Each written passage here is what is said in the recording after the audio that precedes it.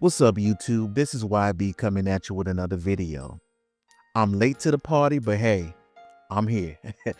I wanted to give my first thoughts on the Friday the 13th Sweet Revenge short film and also the recent announcement of the Halloween video game in development by IllFonic. So let's go ahead and dive right in. Now, for us Friday fans, 16 years felt like an eternity, and I believe that the short film did not disappoint. And what better way to celebrate the 45th anniversary of the original film than to release Sweet Revenge? Director Mike Nelson captured the essence of the Friday film and also tried to provide something fresh with the limited time that was given. Even though the film was about 13 minutes long, it did make me care about the main character, Eve.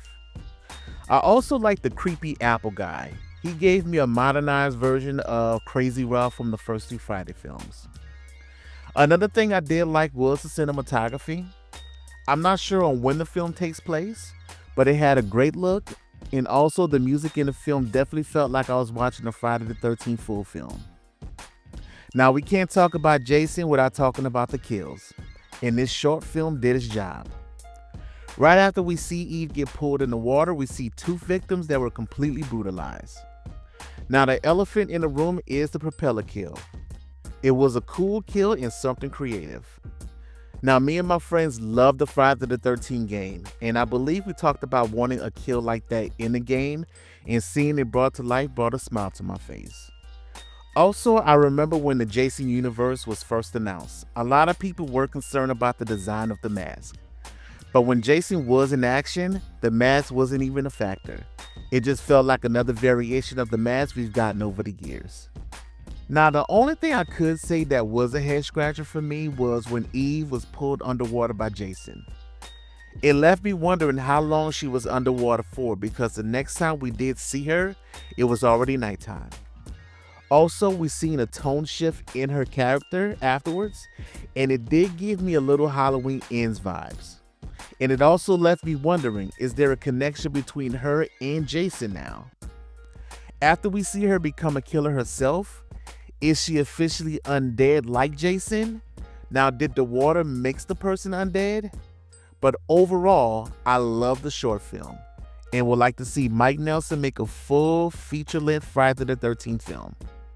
In other news, we finally got the announcement of a Halloween video game that will be developed by IllFonic and co-published by Gun Media. For me, that is music to my ears. But I know for some, they are not happy about it, mainly because Gun Media is involved. And I totally get the apprehension, especially with the way that Gun abandoned the Texas Chainsaw Massacre video game after like 2 years. Now, don't get me wrong, I am not a fan with how Gun abandoned TCM, but IllFonic are the ones that is spearheading the Halloween video game.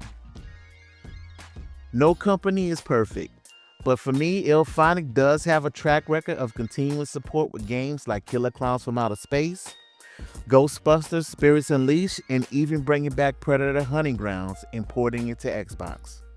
Now, IllFonic also gave me the Friday the 13th game, and I honestly had the most fun and met some of my closest friends to this day on that game.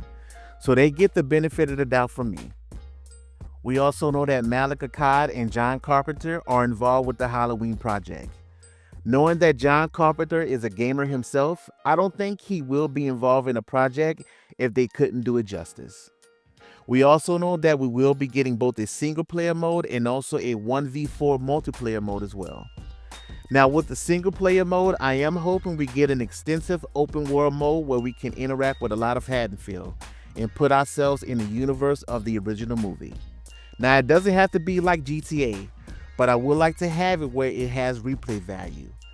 Now, I love ASIM games as much as the next person, but I would love a well-rounded single-player mode to break up the monotony of multiplayer. I also read that it will have multiple maps so we can possibly explore places like the Smiths Grove Sanitarium, maybe the Rabbit and Red Lounge, as well as the Strode, Doyle, and the Wallace's house. Even though we didn't get much of it in the original film, hopefully they can add Haddonfield High School as well. Even though the single player mode will take place in the original film of 1978, I would like to see them add DLC, similar to how it was done for the Spider-Man video games on the PlayStation, where you do additional missions or stories within that universe as well, and maybe in time we get more versions of Michael Myers and maps from the other films. As far as the multiplayer mode, as I mentioned, it is a 1v4 ASIM. I would like for them to take what they did well in the Friday the 13th game and take elements from TCM and make a better experience for multiplayer. Now, I believe I read we won't be able to kill Michael Myers. I don't know if that's true or not, but I will go ahead and research more information about it. But I'm sure there will be an objective where we have to escape Michael Myers. But one idea I have is that if we cannot kill Michael, maybe the survivors can try to work together to maybe catch him in a trap until the cops or Dr. Loomis arrive. Maybe get items around the house or neighborhood to lure him for a capture. Just a thought. So tell me what you guys think. What were your thoughts on the Friday the 13th Sweet Revenge short film? Also, are you excited about the upcoming Halloween video game? What would you like to see them do with the game? Tell me your thoughts in the comments below. Make sure you hit that like, subscribe, and hit that notification bell. Until next time.